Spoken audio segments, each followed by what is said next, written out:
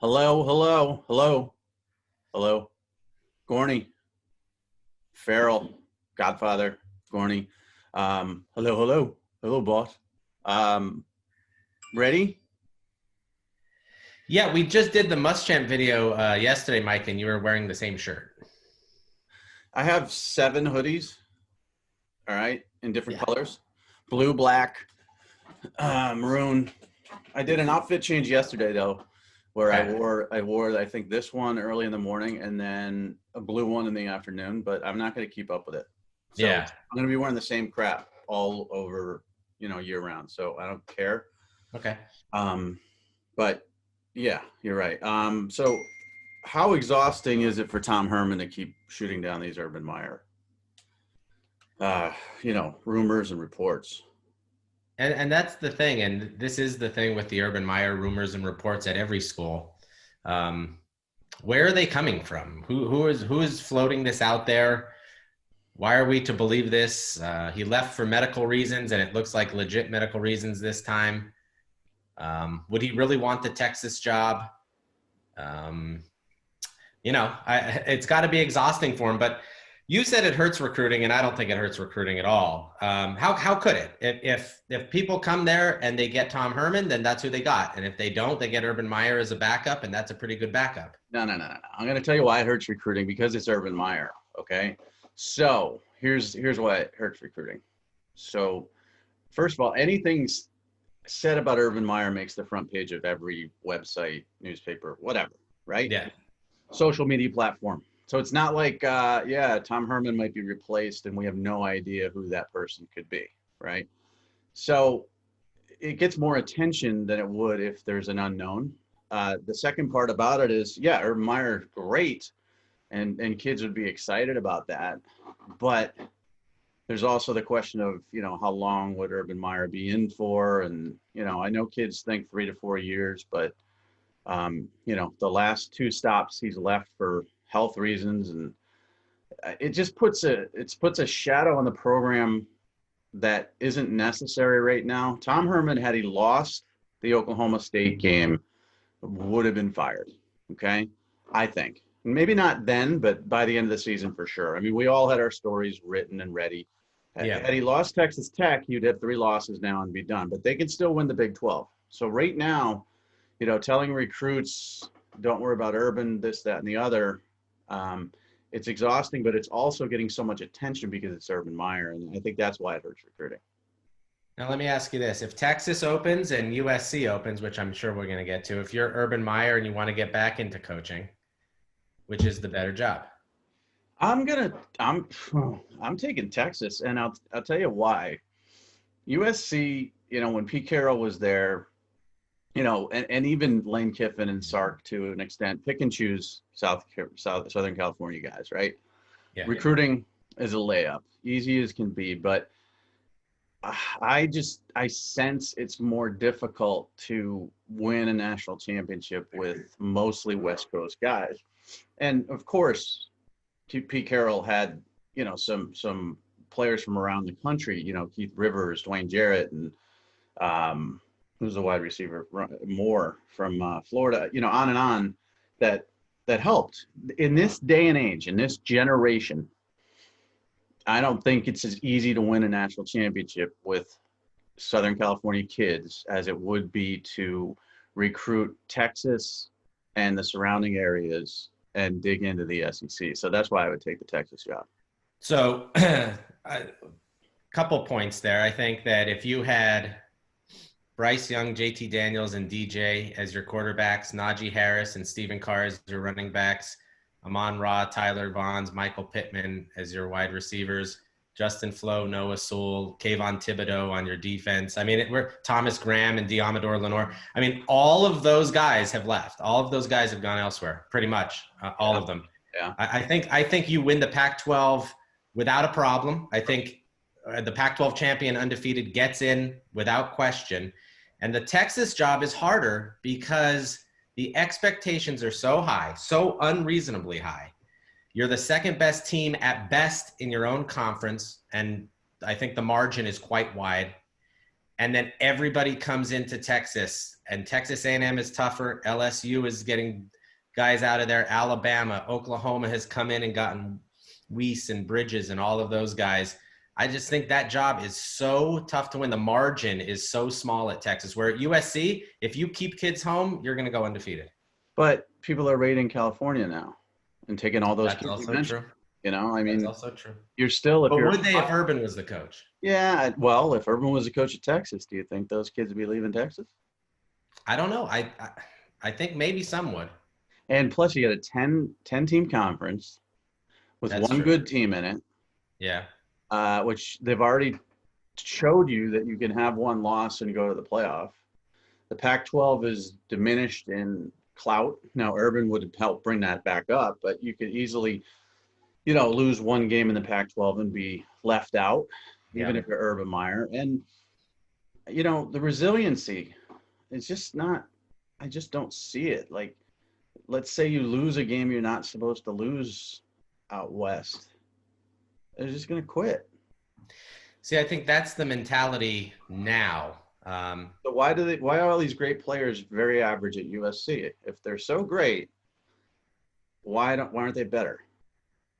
Because no one's demanding greatness from them, because LA is an easy place to live and have a good time, and it's easy here, So, but if you have a coach that demands greatness of you, that promises you to get to the league, that all of those things. Yeah. I mean, there's absolutely no reason for USC's team that has all that talent to go to Arizona and struggle in that game. Or even to have Arizona State come in with basically a brand new team other than Jaden Daniels and a few guys on defense. And you have to pull a miracle out of your butt to win that game at home in the season opener. But if I'm Urban Meyer and I'm in the twilight of my career and this is potentially my last stop, do I really want to deal with kids who need to be motivated that much? No, that's true too. We know, listen, this isn't a generalization. Jonah Williams comes from California, right? He went to Alabama. He would rip my head off and poo down my neck in a second. Yes. He's an animal. There are many like that. Najee Harris is a beast, right? But Justin Flo is a beast. But there are a lot of them out there, a lot of guys out there that are like, nah. I mean, look at USC hasn't produced. We were talking about the tight end position recently. They haven't produced a good tight end since 2013. They haven't put a wide receiver in the first round of the NFL draft since when? I mean, Juju's doing well, but he wasn't a first rounder, was he? It's just, I don't know. It's a tougher sell out there. I also think you have more, obviously you have more passion in Texas and Austin. You have, better facilities for sure. And you also have booster money that you don't have at USC. Like USC is like, yeah, it's cool, but we've got 2 pro teams now that we don't care about either. And, we're going to go hang out and, go to a movie premiere or something instead of go to a football game. Whereas Texas is like, oh my God, Texas is playing tonight. We're going to be there. I just think it's an easier sell. So that's my opinion. I think Urban Meyer would do great at either place. But, we are going to talk Clay Helton. But Tom Herman, so this is the situation. It's, when he's getting asked questions about Urban Meyer, specifically, when he's really technically not a dead man walking or a guy who's going to take a job. Like Scott Frost at UCF was asked about a Nebraska job or some other jobs numerous times throughout that season because everybody knew he was going to leave after that year. Will Muschamp can be asked about his job security over and over again, because everybody knew he was going to be fired. We don't know what's going to happen with Tom Herman. He could win the Big 12 and stay. But now he's getting specific questions about Urban Meyer. It seems there's some group that wants him gone, and they feel Urban Meyer is the way to sort of get it done. But I just don't – I've never seen anything linked with Urban Meyer to Texas. No. There's no connections there that I know of. Other than that he recruited Texas very well, and Tom Herman was his offensive coordinator and all that, but – it just isn't he out on the West Coast now? Yeah, he's doing Fox pregame show from LA. And that was kind of the theory last year, is that Helton was gone. There was no chance of Helton coming back. And the reason Urban was doing the Fox show in the first place was not that he needed extra money. It was that he wanted to see if he could live in LA. He wanted to kind of sell it on Shelly, his wife, if she wanted to move to LA. You know, you've heard things before that he's never going to coach again. His health is too much of a risk. He's been told by family members that he can't coach anymore. And we saw what happened to him in his last couple of years at Ohio State. It was actually kind of sad. I mean, he was standing on the sidelines with his head in his hands. He had actual medical issues that were very problematic. He cannot handle stress very well. I think we've seen that from his Florida and his Ohio State days. You know, that's why I think USC is a great job, because it's easy to win here and you don't have to leave town to recruit. At Texas, it's a real challenge. Yeah. I don't know. I mean, I still think if he goes to USC, the expectations quadruple and he's expected to roll out top recruiting classes every year. And he's also expected to roll out national championship teams. So it doesn't matter whether it's Texas or USC. And if he loses, people might not care as much because it is, the West Coast. And, they're not as crazy about football in LA as they are in Austin, but still a lot of pressure. And it wasn't sad. There's no sadness. I don't feel sad. This is what you sign up for, as a head football coach. I meant sad in the sense that when you see someone struggling medically and he continues to do it, it's pitiful, not sad as like I was breaking down and crying. So you think he's pitiful? No, not at all. Just saying, I don't feel like Will Muschamp, obviously he got canned and all the players are upset and kids are opting out and he's the nicest guy you've never met, blah, blah, blah, all this other stuff. He's not that raging lunatic on the sidelines. Yeah, let's not forget his buyout was $13 million. It was 15, but then it got down to 13 because I think he helped supplement some salaries for his assistant coaches. But $13 million goodbye. I don't feel sad for him. Mike, just think about this. If you make $130,000 a year, you live a very comfortable life and can do anything. 100 years for just his buyout. Right. Just his buyout. And then there's people, that get upset, like we wanted him gone, but we didn't really want him gone mid-season, and now we feel bad. And it's like, don't feel bad. Like, that's just life. You're signed up to win football games. Yes. You paid millions of dollars to do it. Yes. Do it. And if you can't, we'll find somebody maybe who can. So and coaches know this world. I mean, I know some coaches in my personal life. My wife is friends with someone who was a coach for many years, and they know the deal. Like, fans believe the coach comes there and they absolutely love the school and it was their dream job and they can't live without it. It's just the next job in a whole long line. Look at every coach in the world, basically, their resume. They're at 25 schools. They're bouncing here and there. They're moving their families around. That's the life they signed up for. They know the deal. And it's difficult. I mean, you look at Ryan Day, who went from, Boston College at first, then down to Florida, then back up to Boston College. Then he went to the pros, and I think he was with the Eagles a little bit for Chip Kelly, but he definitely was with San Francisco for Chip Kelly. Then he's back at Ohio State. And, I just know a billion coaches who have stories just like that, where their family has to up and move every few years. And that's the way it goes. And people also think that, head coaching is an easy job. It's horrible. It's horrible, horrible job. Assistant coaching is worse. Recruiting is an awful thing. And you should get paid quite a bit for it because you're working constantly 7 days a week, all the time. But again, the bottom line is if you don't win, which segues me to Jim Harbaugh, get out, stop taking money that you don't deserve. I mean, listen, if I were in his situation, I wouldn't stop either.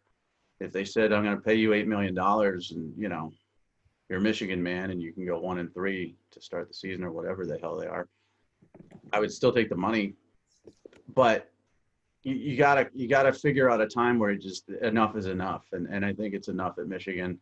Um, what if he comes back and wins 5 games and goes, 5-4 or whatever? I mean, is that really enough to bring him back? Enough at Michigan. He won 9 games last year, 10 games the year before that. He has 3 triple-digit win seasons at Michigan since he got there. I mean, of course, this year is not going well, but it's none of the wins they want. He hasn't won the Big Ten. They're not beating Ohio State routinely. They're not. It's just not going to happen. Whatever. 16 of the last 20 they lost. Right. So, but again, you're paying this guy Nick Saban money. Right. That's the problem. And the team, and this is where we also disagreed. And I think Jim Harbaugh is a fine coach, and Don Brown is a terrific coach and obviously knows the game for being in it this long. And Josh Gaddis is okay, I guess. But of course they're getting out coached. I mean, it's not that they don't have good players. They're not utilizing their players, which has been a problem. Look at Donovan Peoples-Jones's entire career there. Or they're just being out coached. Something is going on. Something is going on there because either the players aren't buying in, which is a coaching issue, or they're being out coached. Well, that's the thing. Again, yes, everything is a coaching issue. It comes down to everything is a coaching issue. Whether they're not buying in or trying is a coaching issue. So when I did say that in fact or fiction, it was tongue in cheek that this isn't a coaching, this is a belief issue. Right. No, I know.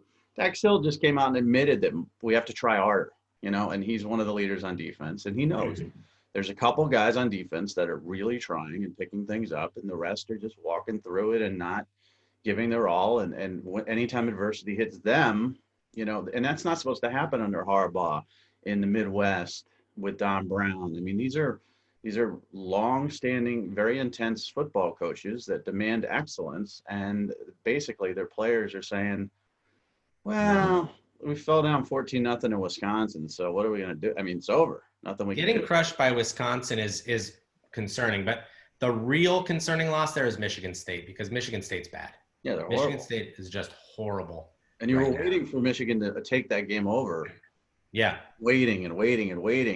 And that was more of an offensive issue than it was a defensive issue. I mean, they didn't give up 1 billion points, but the defense can't hold out forever when you're 3 and out every second. So yeah. I don't know. There's issues everywhere. Other guys on the hot seat. I mean, Helton's 2-0, and he should be on the hot seat because they stink. And their 5 remaining games in conference are all just nothingness. I mean, Utah is the best team, and I think they play them this weekend. He's gonna go 6-1 or 7-0, and he's gonna go to the Pac-12 title game, and they're not gonna be able to fire him.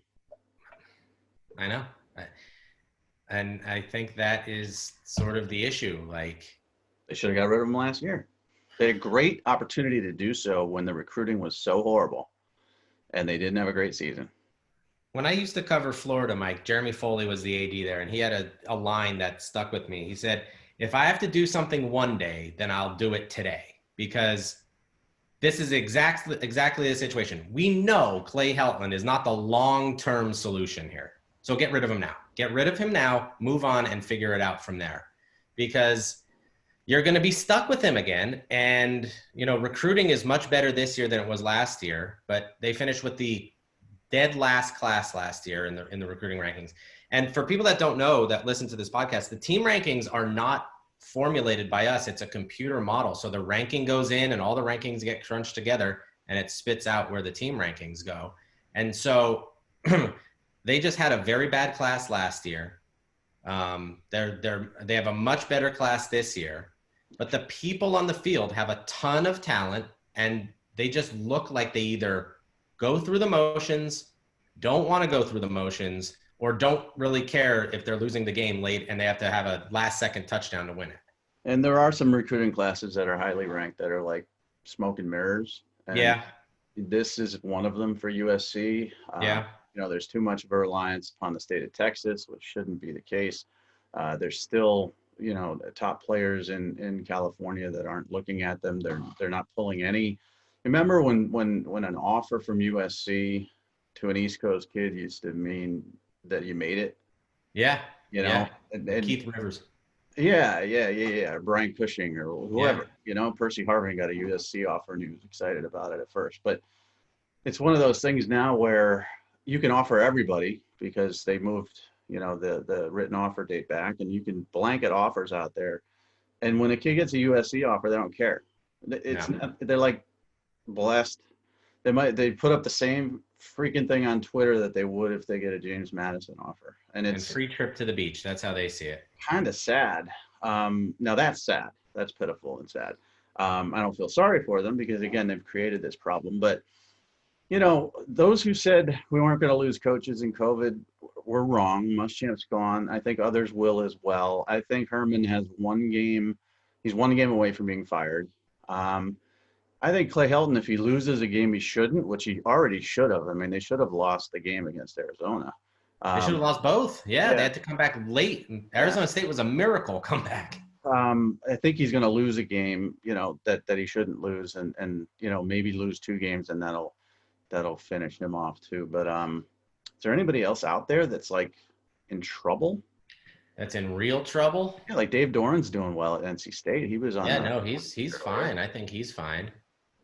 Manny Diaz has righted the ship. Not that he was on the hot seat, but last year those embarrassing losses. If they had a bad season this year, he'd be in trouble. Mike Norvell, he'll be on the hot seat next year for sure. But I'm trying to think of other guys. I mean, Fuente, they're not happy with Fuente at Virginia Tech. Which is incredible. Well, the fan base doesn't like it because he can't recruit his own state and has never really made efforts, according to many, to make inroads with the important programs in the state. So kids are leaving and he's got the perfect opportunity because he's got Bronco Mendenhall there and his staff who had zero ties to the state of Virginia. And so Virginia Tech could have taken it over. If Beamer were there, they would have taken over that state. But now he can't recruit and they're not winning. I've got two names for you, Mike. Go ahead. Derek Mason at Vanderbilt. Yeah. But does anybody care? I don't think so, but you can't be that bad. And against Kentucky, they actually showed some heart, but other than that, they've been bad. Lovie Smith at Illinois. Just got a big victory, though. Big victory. Huge. And then over Rutgers. We will see how the LSU situation plays out with Ed Orgeron. Yeah, that's going to be an interesting one, too. And that's one of those situations where I don't know anything about it. I don't have any inside information. I just know that obviously people are rushing to convict prior to hearing any information out there. And, I know the process of investigation at the college level. Yeah. To bypass it is really, really difficult. What Bryles did was hard to do because you've got people who aren't involved in athletics that are involved in these decisions, and that and you've also got local police, and to handle that and bury it is very, very difficult to do. So we'll see how that shakes out. But yeah, it's not going to be a super crazy year for hot seat stuff. No.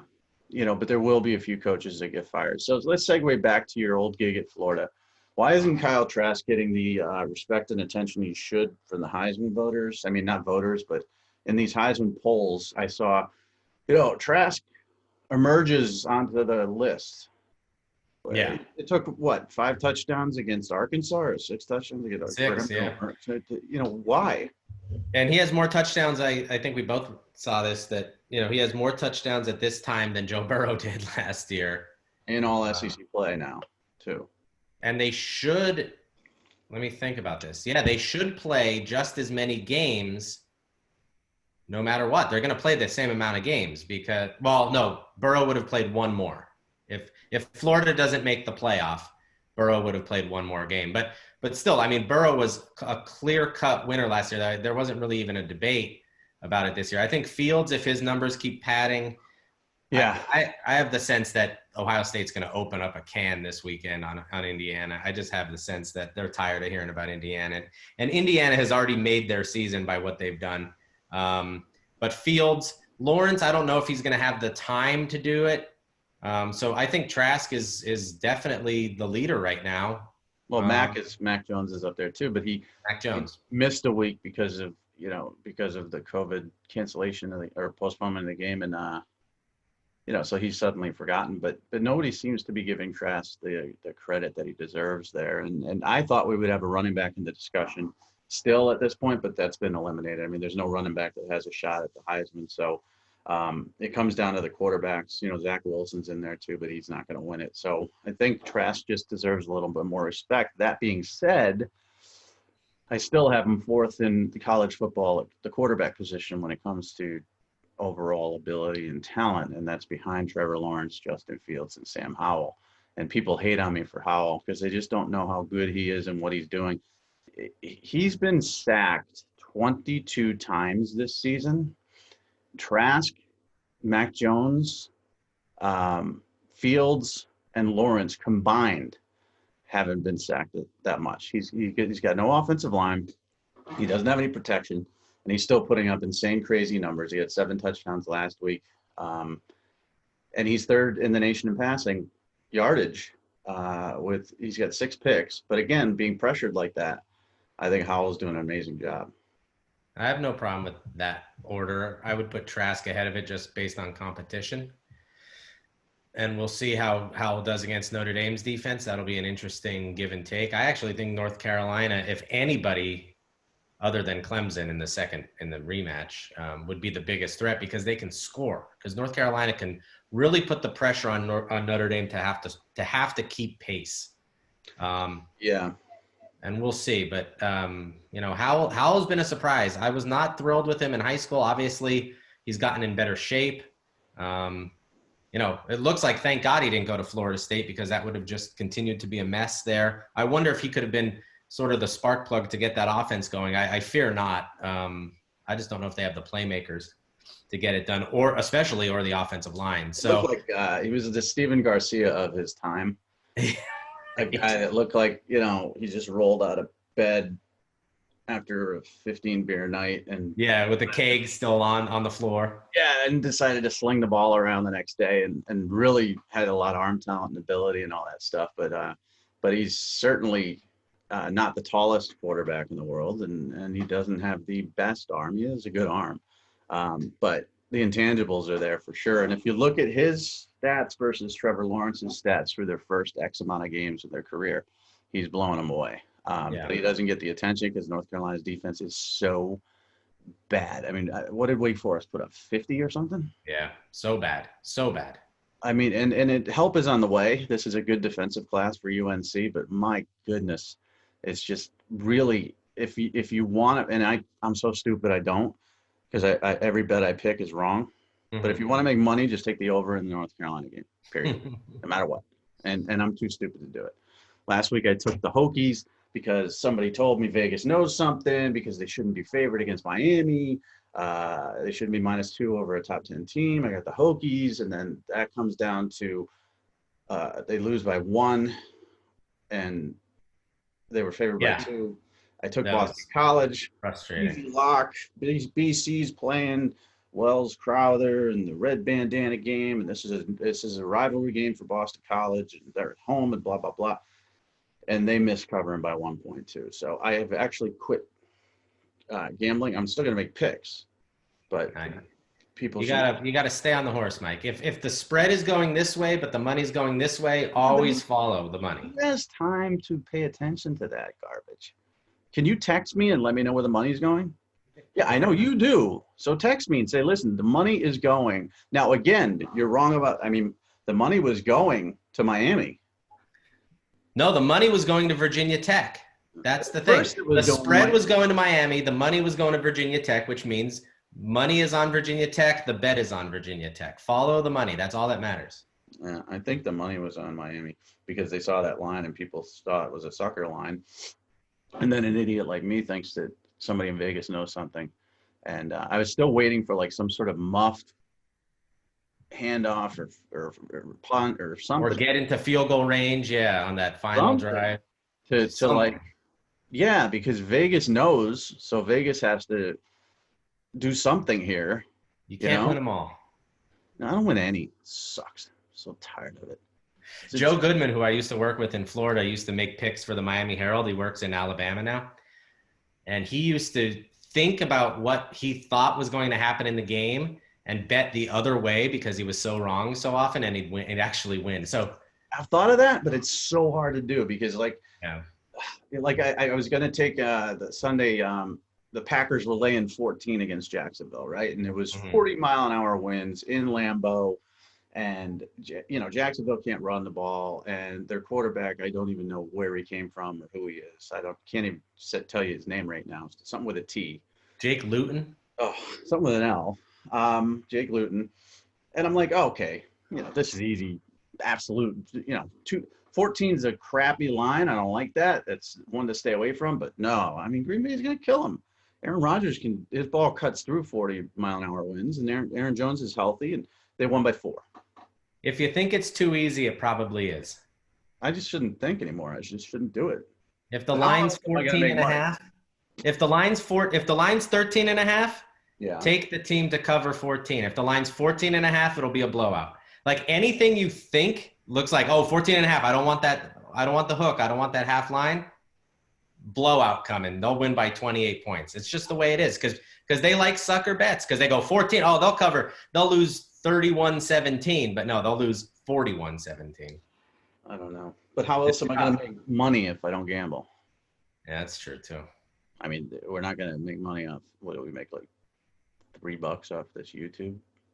Well, that's not going to make. I got to gamble. I got helmets to buy. So anyways, I decided after a really rough Saturday and a rough early game on Sunday to take it easy. So I didn't take Minnesota last night, which I should have. Yeah. And I've just got to regroup. So, all right, let's talk recruiting real quick. Smile. Who's going to be smiling tomorrow? UGA, I think. Yeah. So Smile Munden is announcing, but probably by the time you see this, because this will come out sometime tomorrow, which is Wednesday. Tennessee made a push, as they did with Amarius Mims and some other people, but they fell short, I think.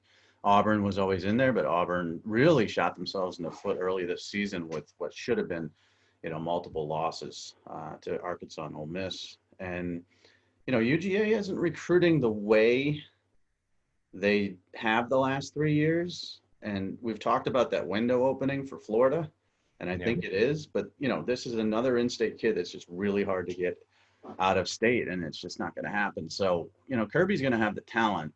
Somebody did point out to me on Twitter, and not point out because I kind of know this, but, nobody does less with more than UGA lately.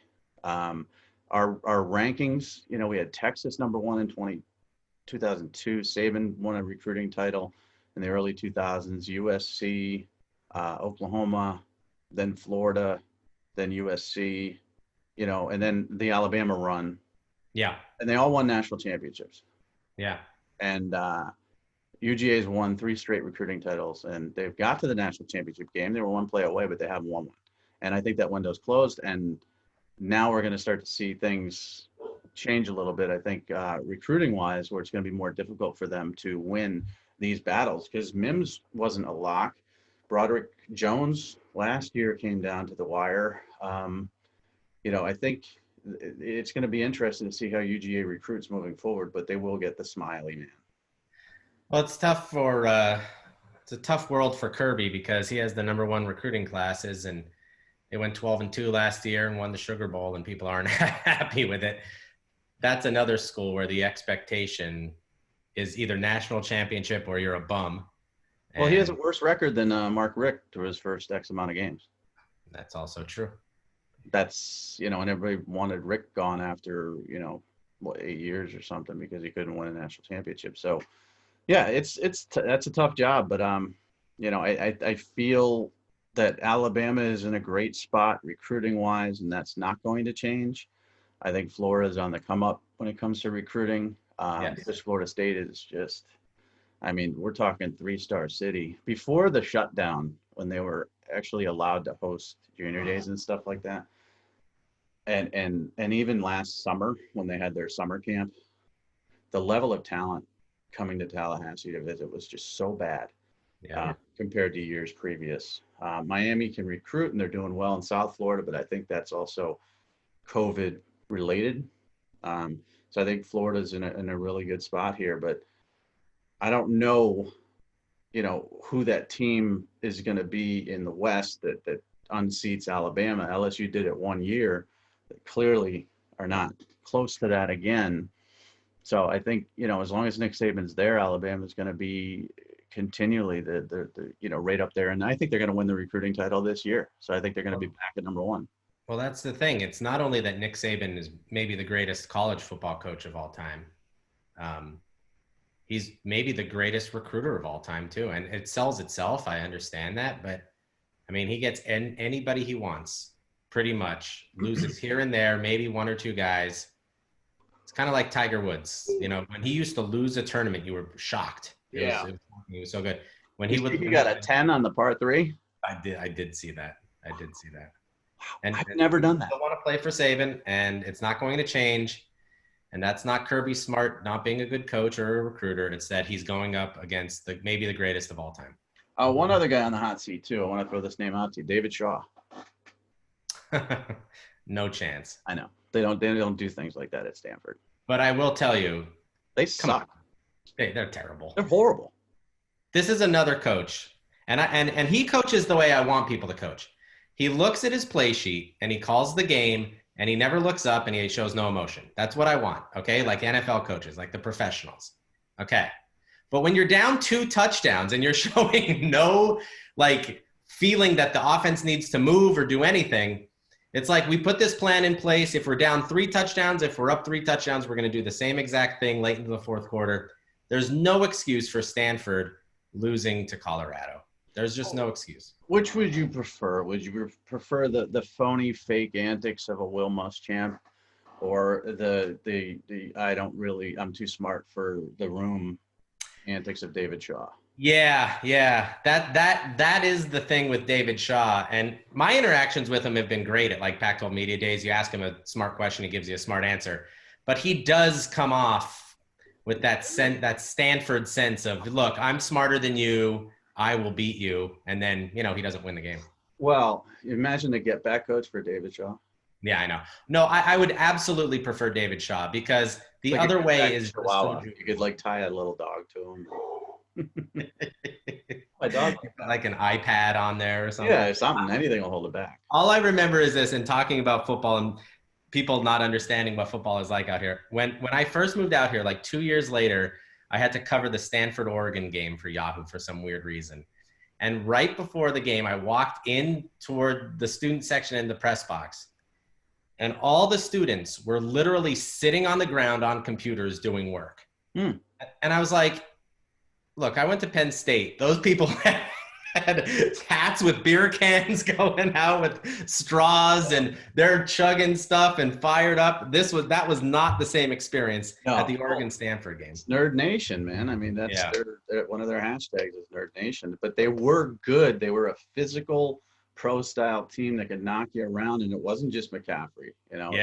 Bryce Love. It was Toby Gerhardt, and it was we're going to come and pound the ball and we're going to play tough defense. They were like the Wisconsin, the Pac-12. Yeah, that's what they were. You couldn't name a defensive player, but they were all good. And they just lined it up and bashed your head in. And now they just can't. So, again, South Carolina is going to hire an offensive coach, I would assume, because they need offense. Yeah. I wonder if the Brent Venables of the world will ever get jobs. I mean, Luke Fickell's obviously a good coach and he's a defensive guy, but more and more we're going to see offensive coaches because you can't play that way apparently in college football at all. Even Alabama's changed. So that kind of sucks. I think that's Georgia's struggles too, is Georgia wants to sort of play that way. I like that type of football though. The problem is win titles that way. And no quarterback can work under center, because one of the keys to you're getting me on an old man rant now. One of the keys to power football is play action, right? Sell the run, throw the pass. Mm-hmm. Play action from the shotgun is stupid. Yeah. It's so easy to read, Right. But then they created the zone read, but that's not a pass threat either. It's either I'm going to keep it or I'm going to give it to this guy.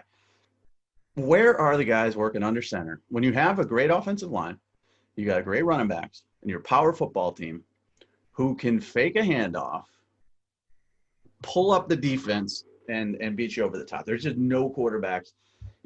Even Trevor Lawrence, isn't under center. Well, that's the thing too, is that, you can't bring in how many high schools are running that? A lot of high schools have completely gone away from it. So you can't bring in a quarterback and then train him differently, and then he'll have the grasp of it. By the time he leaves, it'll be too late. So you're kind of forced into it. And that's why I give Saban so much credit, is because remember like 7-8 years ago, he was complaining that players' health will be at risk because of all the plays that are being run, and this isn't football and all that kind of stuff. And he said, okay, I have to change because the game is changing. And he changed. Yeah. I mean, 7-8 years ago, they would have never drafted or recruited somebody like Tua. Never in a million years. No. And now he's changed, and they score 1 million points, and last year they had the 3 best receivers maybe in all of college football, and this year they have the same thing, and he's changed, and it's working, and they're going to be back in the national championship. No, but it just.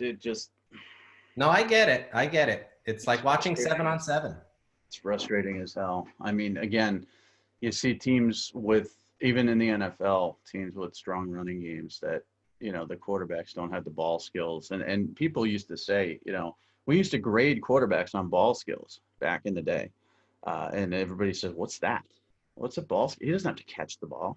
Mm-hmm. No, it's how well he, fooled you when he was doing play action. And some of them were masters at it. Troy Aikman was one of the best play action guys ever. And now it's just a lost art, and now it's just throw it around. So, David Shaw, I respected his teams, the way they played. It was fun to watch. Wisconsin's still fun to watch, but now, they got Mertz. They probably wouldn't have gotten a Mertz had they not said, we're going to change our offense and throw the ball around more. So I think we're seeing the end of that. Now, will it ever revert back to run only? Because not run only, but we had the days of power football. Then we moved to the run and shoot. Then we moved to the spread. What's next? No offensive linemen. I mean, are they going to change the illegal formation rule and just, is this going to be like 8 receivers down the field? You know what I just hate? I hate, and Mike, you have to look at me for this. Quarterback snaps and does this for 4 seconds to see what the defensive end does. And then the defensive end just smashes into the mesh point and tries to tackle them both or hold them up. It's just ugly to watch. It's just like, whatever. I think the zone read is hard. I think it's hard too. Yeah, but it's not. It's simple to the quarterbacks. But you and I, who can't chew gum and walk at the same time, to me, I'm reading whether their end's crashing down or not. And you got to make that split decision and not fumble the ball and take the ball away from the running back. I know, but the way they're teaching it now is to not even crash or go after the quarterback. It's just to hit the mesh point, just go after the ball. And then you don't have to make a decision. And then the quarterback can't make a decision. Sean Clifford fumbled like that last weekend, and it was despicable. Wow. Anybody who puts Sean Clifford in a zone read situation has a problem. I'm telling you, something's going on at Penn State. I don't know if it's James Franklin not getting this on the same page with his new offensive coordinator. I don't know if it's the coordinators. I think the play calling has been god awful the last few weeks. You had twice. You had first and 10 from the 11 to go in to score. They threw 4 passes. They had first and goal from the 9, didn't score to win the game, to tie the game. My theory is they got lucky with McSorley. Yeah, they might have. The quarterback recruiting there has been bad for a long time, since Hackenberg, and Hackenberg looked good as a freshman, and then obviously Bill O'Brien took off and Hackenberg started to suck after that. Yeah. And they didn't recruit good quarterbacks since then. Remember the O'Connor kid, and McSorley was a safety to most people out of high school. On and on, just not great quarterbacks. And they got lucky because they had a good play caller, Moorhead, and they had McSorley, who had this very, very natural, instinctual ability to know when to run, when to throw, and when to draw the defense up and make plays, like a magical type. Yeah. Without that, and of course the threat of Saquon Barkley, but without that, this offense is very easy to stop and limit. And I just don't know what the change is going to be. I mean, it's a quarterback issue to me because they have wide receivers who can run. They have an offensive line that's okay. They've had a stable of running backs. No Journey Brown gone and Noah Kane hurt. That hurts, but they've still got talented running backs. But it's all comes down to quarterback play, and that's why they can't win. And I think it hurts that Juwan Johnson and Justin Shorter transferred out. I think that hurts too. But still. But that's on the coaches too. I mean, because Justin Shorter, again, he's not lighting up the world at Florida, but he caught a touchdown pass. He showed a pulse. Yeah. This was a kid who looked like a cyborg in high school. See, this is another issue that we were just talking about, throwing to the tight end and play action. Penn State used to play action, throw to the tight end, play action, throw to tight end. And now you have to split Freiermuth out. You got to get him on a lucky bomb 60 yards down the field. There is no play action now, so he's got to get open, and he's not exactly fleet of foot. So no, it's just problematic there. But James Franklin standing with his headset microphone up and his arms crossed like this when the offense is on the field is not a good sign that he and Chirac are kind of on the same page there. Well, and again, all he has to do is tip the microphone down and pretend to be talking. Right. People will be less critical. They really will. Yeah. It's so stupid. It's not going to help anything. Remember Brady Hoke and not wearing a headset? Right. Or a coat. That too. I hated that. That was his whole problem. That's the reason he sucked as a coach. So, I mean, even if you're not doing anything, you got to sort of fake it so people will pick on you for one less thing. So let's get the microphone down. Let's, whether you're repeating nursery rhymes or whatever you're saying, right. Just mouth the words. But then there'll be some lip reader that says he's not saying anything real. But he has his mask on, so you can't even tell. That's true. With the mask I like the guys that put the headset inside their mask. Yeah. Because then you really don't know what's going on or what's moving. No. But also try listening to that guy. Breaker. Good play. We're going to do forward and you got it. Got it, Coach. We can't even do TV because we're in the middle of rankings meetings, so we're taking a break from these really fun rankings meetings. Can't even really do TV. No, we got to go. We got to go. We can't even show one of my helmets. Look at the time. Yeah, I know. We're late. Yeah. So let's get out of here and get back to our rankings meetings where we can make everybody happy. See ya. Okay. See ya.